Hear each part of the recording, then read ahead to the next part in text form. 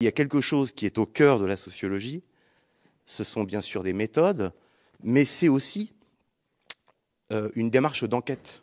C'est-à-dire qu'il n'y a pas de sociologie sans enquête.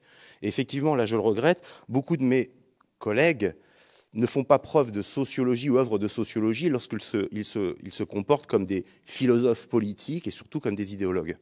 Et donc, effectivement, au sein de Peuple et Culture, et ce que j'attends moi de Peuple et Culture, c'est des débats contradictoires. C'est la possibilité justement de comprendre les points de vue, les contradictions de différents courants. Or, là, cet après-midi, je n'ai pas entendu cette complexité des choses. J'ai entendu, et je te le remercie, tu as dit, c'est mon point de vue à la fin. C'est mon point de vue sur la question des droits culturels. Mais dans Peuple et Culture, il y a d'autres conceptions. Et d'abord, on ne peut pas parler de droits culturels sans les articuler avec les droits sociaux, avec les droits politiques, et c'est fondamental. Donc, moi, ce que je crois véritablement par rapport à ce qui a été exprimé ce matin, c'est que je souhaite, d'une certaine manière, à ce qu'on puisse remettre un petit peu de débat contradictoire sur des questions extrêmement essentielles pour Peuple et Culture. Et on ne peut pas simplement, je dirais, s'adapter à la mode qui aujourd'hui consiste effectivement à parler des différences, des minorités, etc. Il faut le recontextualiser dans un cadre sociologique et politique. C'est fondamental à mon sens, car sinon on va aller vers un émiettement et surtout, donc moi ce que je propose ici simplement, c'est qu'on puisse véritablement commencer un vrai débat contradictoire. Et non, mais avec aussi une posture, ou en tout cas des apports, on pourrait dire, théoriques, qui ne soient pas simplement orientés. Tous les auteurs, et d'ailleurs, Paul, je suis désolé, où est-ce que tu es ? Paul, tu es là. Quand tu as cité des auteurs, tu seras d'accord avec moi, tu as cité des auteurs qui vont tous dans le même sens. On est d'accord. Donc moi, ce que j'aurais aimé, c'est avoir d'autres auteurs. Cet auteur-là pense là, mais il y a un autre auteur qui pense exactement le contraire. C'est ça, Peuple et Culture. Tu vois ce que je veux dire ? Et de la même manière, quand on parle de peuple, mais depuis tout à l'heure, mais le peuple français, c'est la Constitution de 1958. Le peuple, il n'est pas négatif. Le peuple, il est inscrit dans la Constitution. Qui vote ? Le peuple français.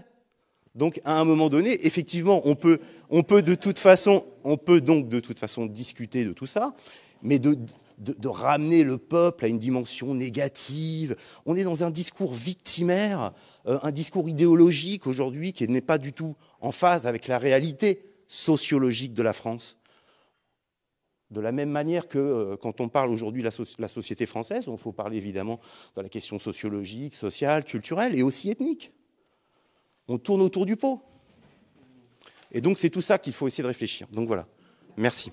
Envisager le peuple comme un concept programmatique. Tu as dit programmatique et politique. Est-ce que tu peux un peu plus développer, étayer cette vision programmatique qui me...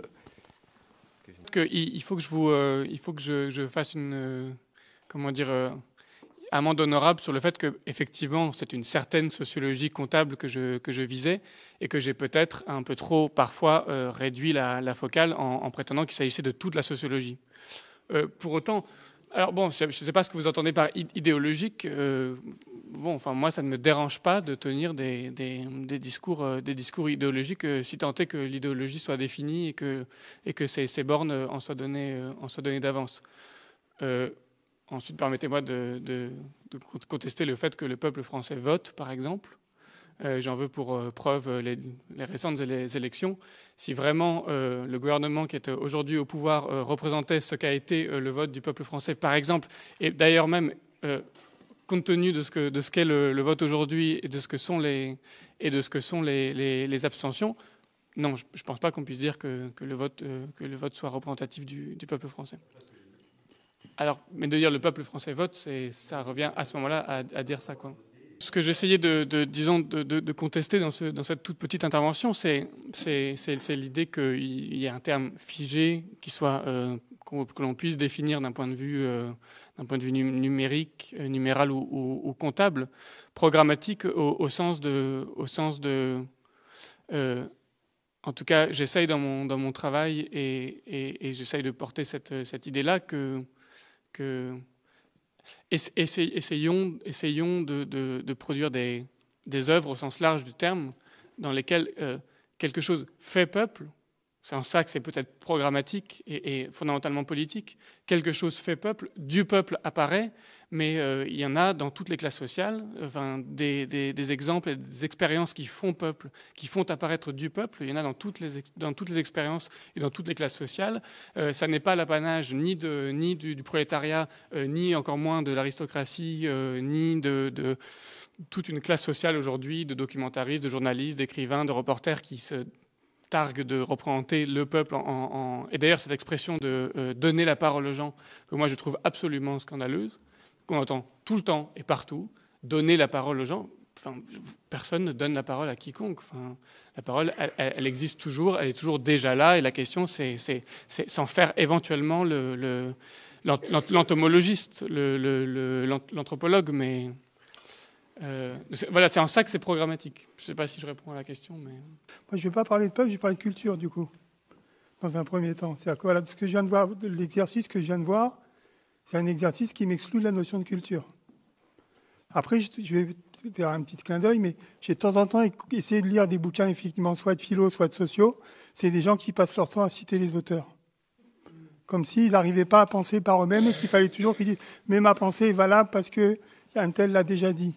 Si un tel l'a déjà dit, c'est plus la peine de le redire d'abord. C'est plutôt, moi, je l'ai lu, qu'est-ce que j'en fais moi? C'est pour ça, quand je te disais tout à l'heure, je pense que ta pensée était plus intéressante que l'article que tu étais en train de nous commenter.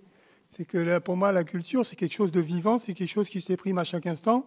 Quand on a fait hier la visite sur le site de Plogoff, c'est comprendre la culture des capistes par le fait qu'on ne peut pas vivre dans cette nature sans en être impacté. Et en ce sens, on avait œuvre culturelle en allant sur un lieu.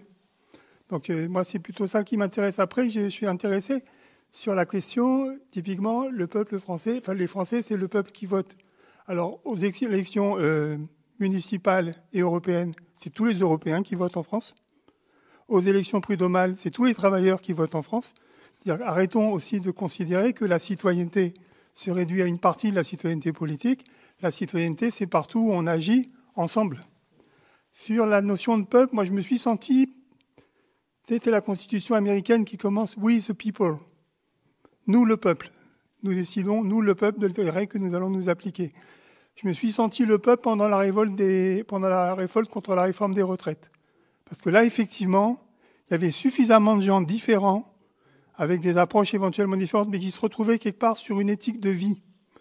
C'était pas tellement moi, j'ai perçu ça. C'était à la fois très concrètement contre la réforme des retraites, mais c'était beaucoup pour une revendication d'un respect du travail, d'un respect des travailleurs et d'un respect de la société et de sa cohérence.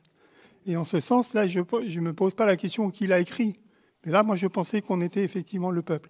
Les bonnets rouges, qui sont romantiques vus d'ailleurs, vus de Bretagne, c'est d'abord un mouvement réactionnaire, manipulé par les patrons, etc.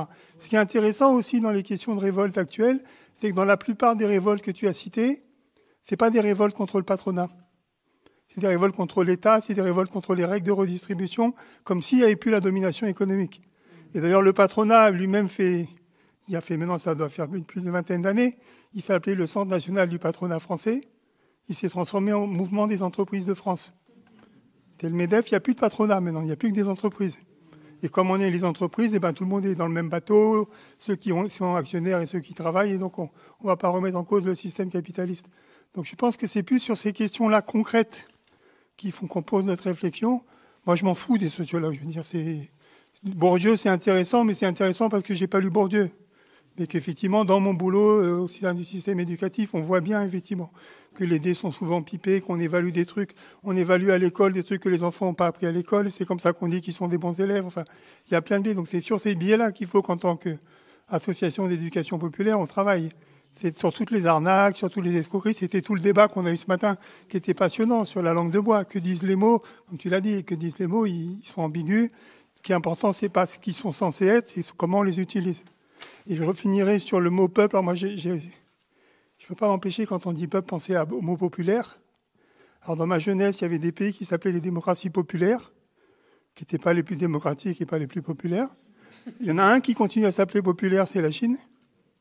Et puis dans le sphère politique française, il y a un parti qui n'arrête pas de mettre populaire partout aussi. Et je pense aussi que c'est une vaste arnaque. Donc je crois qu'il faut faire attention à vouloir brandir les grands mots. Je pense, soyons concrets. Si on dit on a un mouvement démocratique, quelles sont nos règles de fonctionnement pour être effectivement démocratique? On l'a dit, le poids des mots, enfin l'usage des mots est important. Il faut être vigilant là-dessus. Mais je crois que je ne sais pas si c'était des sociologues qu'on construit Peuple et Culture. D'abord, c'est toujours intéressant quand on dit quelqu'un a fondé un mouvement. Donc, quand on fonde un mouvement, on est plusieurs. Donc c'est qu'on oublie tous les autres en fait. Et moi, je pense, à mon souvenir de ce qui a été dit d'autres intervenants, c'était plutôt un mouvement issu de la résistance. Et c'est intéressant parce que moi, je me rappelle une autre réflexion que j'avais eue, je ne sais plus qui c'est qui m'avait dit, un type qui a écrit un bouquin sur la création de l'éducation populaire. Et c'était le constat que l'éducation universitaire, capable de citer plein d'auteurs, avait été plutôt du côté de la collaboration et que les gens qui avaient fait peu d'études étaient plutôt du côté de la résistance. Et que c'est pour ça qu'ils avaient dit les études livresques ne créent pas des citoyens et qu'il faut faire une éducation à la citoyenneté politique et que c'était ça l'éducation populaire. En fait, justement, ce qui est intéressant dans We the People, c'est que dans People, en fait, on a l'échelle individuelle. On peut dire 1, 2, 3 people, mais on peut pas dire. On n'a pas l'échelle individuelle de peuple, en fait. On a la bourgeoisie, les bourgeois. On a le prolétariat, les prolétaires, mais les peuples, les peupliers. Enfin, non, mais il y a une vraie question, et c'est pour le pire et pour le meilleur. Mais en tout cas, en anglais, dans We the People, c'est à la fois le tout et à la fois l'individu. Bon, en vous entendant là où j'ai beaucoup de mal, c'est-à-dire que sur le fond, effectivement, on peut être sur une définition du peuple tel que vous l'avez fait à un moment donné en introduisant les questions sociales, qui serait effectivement de faire comme ça une division de la société par rapport à des classes sociales. Mais il y a aussi à un moment donné, du coup, au niveau du peuple, au niveau d'une société, déjà peut-être que ça renvoie, la première chose à laquelle renvoie peut-être le peuple, c'est peut-être du coup la question aussi c'est peut-être la question du vivre ensemble. Et du coup, il y a quand même ces questions où à un moment donné, une société, elle se fonde aussi sur des individus qui ont aussi du commun, et peut-être que c'est ça qui fait qu'à un moment donné, effectivement, parce qu'il y a un projet de société, peut-être qu'on veut parler du peuple, donc peut-être qu'effectivement on peut revenir un peu sur ces questions-là. Puis après, sur le fond, vous êtes aussi sur une dimension qui est quand même très politique, avec la question de la bourgeoisie et puis la question du peuple. Et du coup, si on parle de bourgeoisie, dans ces cas-là, on parle aussi du coup de classe populaire, mais on parle plus du coup forcément du peuple. Voilà, donc c'est un peu, si vous voulez, je trouve là où j'ai beaucoup de mal, c'est sur le fond.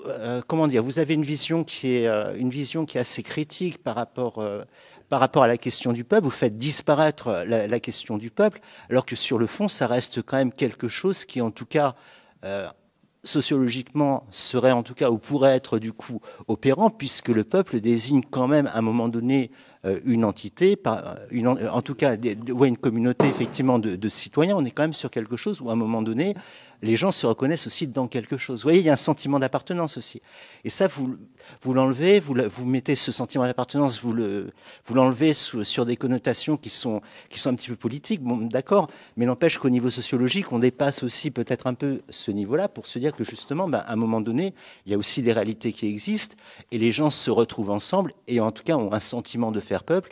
Il y a comme ça ce sentiment de mouvement social. Alors après, on n'aime pas par rapport à ce qui s'est passé au niveau, par exemple, des Jeux Olympiques, mais vous avez quand même le sentiment, à un moment donné, pour les gens, de faire peuple. Vous voyez, il y a quand même des choses comme ça, où à un moment donné, les gens, en tout cas, ont le sentiment de... Vous parlez après, au niveau de... Après, on peut être aussi toujours sur ces questions-là. Il y a quand même beaucoup, quand même, la question du sentiment d'appartenance, on est quand même dans quelque chose qui est aussi un peu... qui est quand même un peu essentiel, c'est-à-dire qu'on a des identités, après, on est bien d'accord, comme fait le dire Bayard, donc on est sur des choses qui sont sur l'identité, on est sur quelque chose, effectivement, sur l'illusion. On est bien d'accord que les communautés sont imaginées, mais c'est aussi un peu ce qui nous fait vivre, et du coup, c'est aussi ce qui permet qu'il y ait du vivre ensemble. Voilà, c'est un peu... Je voudrais juste, dans les recherches que j'ai faites, à un moment donné, il y a Dumazier qui revient sur les choses que raconte Rovan dans ses mémoires. Et c'est aussi toute la question, je crois, de l'histoire et de la mémoire, quoi. Et donc de l'histoire, de la mémoire oubliée ou de la mémoire ravivée dans la mémoire. Donc, Peuple et Culture, ils descendent pas tous, et donc c'est Dumazier qui le dit et qui insiste beaucoup là-dessus, ils viennent pas tous de la résistance. Ils n'ont pas tous fait la résistance. Peuple et culture a été créé au moins, enfin, toujours collectivement, effectivement. Et il y avait bien sûr Dumazier, le sociologue, mais il y avait aussi Joseph Rovan, qui lui était plutôt le philosophe. Il y avait bien sûr Benigno Cáceres, qui lui était charpentier et plutôt romancier, un peu historien, mais oui, historien romancier, on va dire, mais ce qui est tout à fait une belle façon aussi d'écrire l'histoire. Donc ça me paraît important, quoi. C'est-à-dire, et surtout, peuple et culture, ça ne vient pas de eux. C'était avant la guerre, après 36, 37, 38 par là, où il y avait dans le syndicat CGT une cellule de travail, ils appelaient ça les cercles de travail, je crois, à l'époque, qui s'appelait Peuple et Culture. Et donc ils ont repris en fait ça. Et moi, ce qui me semble aussi, et j'ai bien apprécié aussi quand vous disiez, on a beaucoup parlé de peuple, mais on a très peu parlé de culture. C'est cette fameuse phrase, quoi, qui est la phrase emblématique. Peut-être qu'il faudrait la mettre en baseline, on dit, c'est ça, quand on dit de peuple et culture, rendre le peuple, la culture au peuple et le peuple à la culture. C'est-à-dire que du coup, on a cette dialectique, on a cette dynamique, quoi, de va-et-vient entre le peuple et la... Oui, c'est dit là, mais donc on a cette dynamique de... Alors je sais pas si dire à des gens qui nous connaissent pas, rendre le peuple, comme si on nous l'avait volé, et la culture au peuple et le peuple à la culture, mais je trouve ça assez dynamique, quoi, parce que si vous voulez, ça n'a rien à voir avec la façon que Malraux a posé la culture, qui était la démocratisation de la culture. Tout le monde dit, tous les élus, ils sont tous d'accord pour dire, il faut amener la culture à tout le monde. Moi, je suis pour que tout le monde aille à la culture, mais c'est pas ça. C'est la démocratie culturelle qui importe. C'est-à-dire qu'on fabrique de la culture. Quelqu'un l'a dit tout à l'heure, je crois, dans les citations qui avaient été faites sur l'histoire, c'est de rendre les gens acteurs de leur culture, qui puissent fabriquer. Là, on fabrique de la culture, quoi. Je veux dire, on fabrique de la culture commune, on exprime des textes, on revient des textes, et c'est important.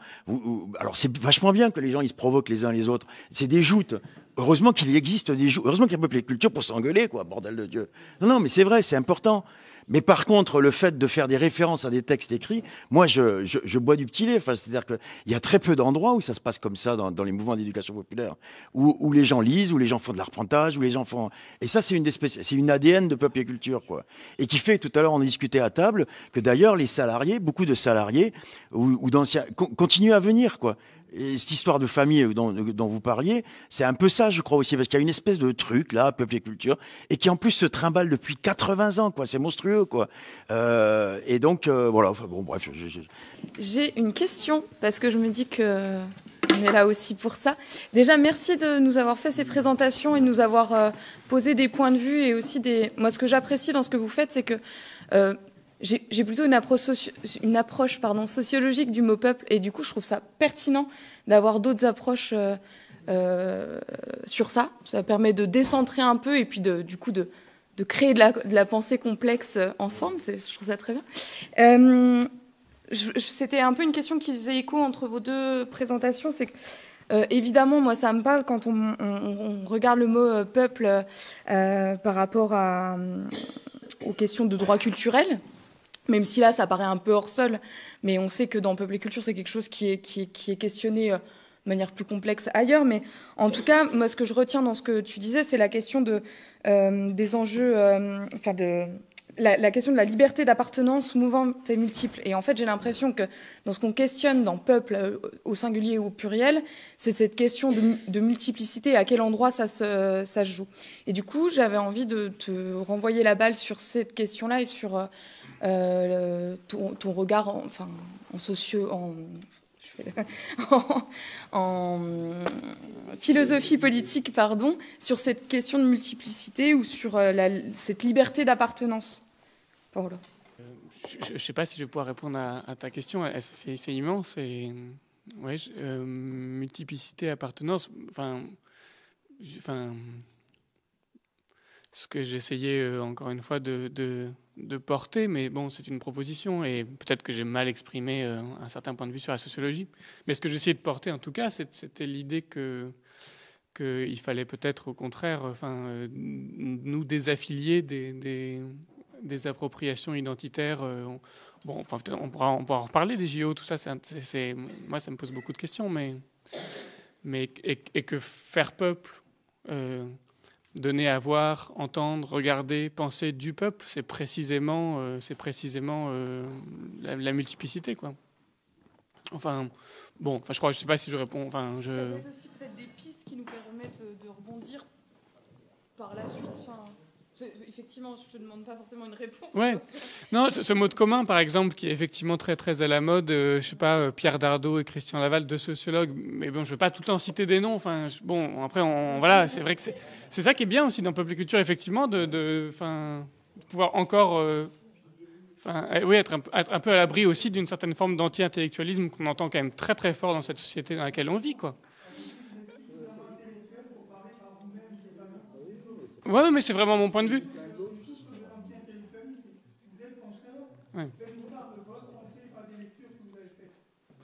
Je sais pas, ouais. Enfin, ouais. Dans la Maman et la putain, à un moment, il dit, on devrait pouvoir parler qu'avec des citations, ça doit être ça la liberté. Moi, ce que j'ai trouvé intéressant entre ce matin et cet après-midi, enfin le lien et les trucs, les choses qui me font réfléchir et qui m'amènent à réfléchir en tant que citoyenne, mais aussi œuvrant dans l'éducation populaire, c'est cette question de quantification.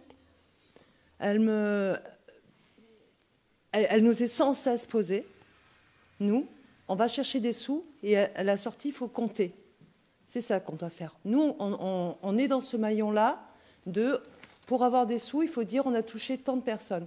Et alors, sur la question du vocabulaire et de la sémantique, il y a le peuple, il y a la population, mais il y a aussi le public. Maintenant, on parle de public, ça veut dire que moi, je travaille avec du public. Moi, je fais un show devant un public. Enfin, je pense que ça, c'est aussi quelque chose à réfléchir. Mais je trouve que ça va avec ça, hein, sur dans quel rouage on se met, jusqu'où, et on est dedans. Moi, je suis dedans. Je suis dedans tous les jours. On a un public, on a même des publics cibles. Donc, je veux dire, les gens qui... Le monsieur, là, le monsieur que vous avez cité, j'ai pas vu la vidéo, qui filme des jeunes à genoux. Et voilà. Moi, quand on me dit quel est votre public cible, ça me met quand même en question. Enfin, c'est un vocabulaire aussi de la guerre. Et je dois faire des quantités et je dois dire comment les gens ils sont. Parce que c'est ça, hein, dans les contrats de ville. Comment les gens ils ont changé. Mais qu'est-ce que ça veut dire changer sur un an ? Voilà.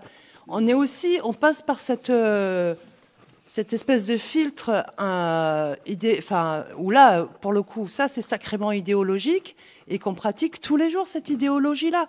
Donc, comment on se positionne, comment on arrive à dire des choses qui ne soient pas de la répétition et comment, voilà. Moi, toute la journée et toutes les interactions qu'on a eues, et là, alors, sociologie, philosophie, moi, je trouve que c'est très chouette qu'il y ait des approches divergentes, et même si on s'empaille, je m'en fous, je trouve ça plutôt bien. Si encore il y a des endroits où on s'empaille. Je pense que si on peut citer des auteurs, c'est aussi un endroit, si on peut le faire, c'est chouette. C'est vrai que si tu en cites 10 à la suite, sans rien dire de ce qu'ils ont dit, moi, ça va... Mais voilà, la culture, ça va pas s'accrocher si je les connais pas, si on me dit pas, tiens, lui, il pense comme ça, et lui, il pense comme ça. Mais je pense qu'il faut pas se l'interdire non plus, sinon, de l'air, quoi. Voilà, juste... cette journée fait sens pour moi en tant que militante de l'éducation populaire parce qu'elle elle va toucher, elle me tord à l'intérieur quand même. Elle me tord suffisamment pour me dire tiens, qu'est-ce qu'on va pouvoir faire ensemble autrement qu'obéir en fait, d'une certaine manière, parce que c'est ça. Voilà, quand vous parliez du manque, c'est quand même ça dans les dossiers, c'est quand même ça qui est visé. C'est le peuple en tant que manque. Un manque d'éducation, un manque de ci, un manque de ça, de parentalité, blablabla. Et même quand on dit rendre acteur, moi, cette question-là, elle me pose question aussi. Rendre acteur. Mais comment, moi, je vais rendre quelqu'un acteur ? Je peux participer avec lui, je peux imaginer des choses. Mais le rendre acteur, on est public, on est acteur, on fait le show, quoi. Enfin, on peut se questionner aussi sur ces termes-là aujourd'hui, je pense. Voilà, c'était juste Oui. ça. Non, mais alors du coup, ce qui est à l'œuvre dans Peuple et Culture là depuis quelques années, et c'est vrai que je suis passée peut-être un peu trop brièvement, mais c'est le croisement aussi d'un autre cadre de référence qui est celui de la loi par les droits culturels. Oui. Et précisément, les droits culturels étant, enfin, la Convention de Fribourg et tout ça étant du droit, on part du droit de la personne. Et le prisme des droits culturels permet ces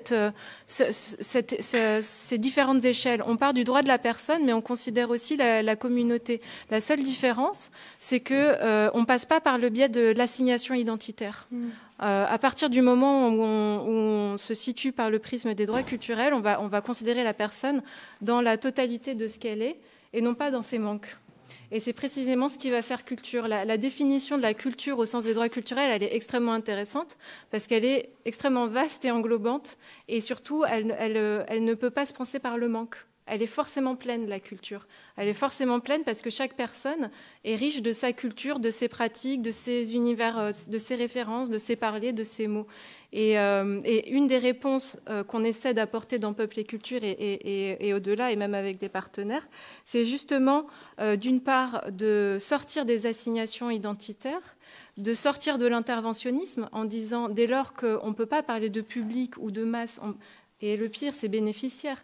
À partir du moment où on est dans de la rencontre transformatrice, les bénéficiaires d'un atelier, d'un moment, c'est tout le monde. Enfin, c'est vraiment, on est dans de la réciprocité, totale, et on en parlait ce midi avec Céline. Et il y a vraiment cet effort récemment, et peut-être qu'il faudrait qu'on le vulgarise davantage dans Peuple et Culture, de croiser les fondamentaux de l'éducation populaire et les droits culturels, notamment grâce au travail de Ludo, accompagné de tout un groupe méthodes et pratiques, et réfléchissons ensemble à cette tyrannie du nombre et au nom de la qualité, au nom de ce qui se passe et du qualitatif. En tout cas, c'est une question qui est déjà à l'œuvre et on est déjà en train d'y réfléchir, et je pense que tous les témoignages sont bons à prendre. Je voudrais juste conclure, si c'est possible, sur cette histoire de pouvoir des mots. Je pense que le nommer, en fait, poser des mots, c'est une liberté. Et dénommer ou renommer des notions, les détricoter, déconcerter la langue, hein, comme le dit Cécile Canu, je pense qu'elle est là la clé, en tout cas. Et je pense que ça se situe aussi à une échelle individuelle, et c'est notre rôle social, je pense, d'ouvrir ce droit-là à la dénomination, à la renomination.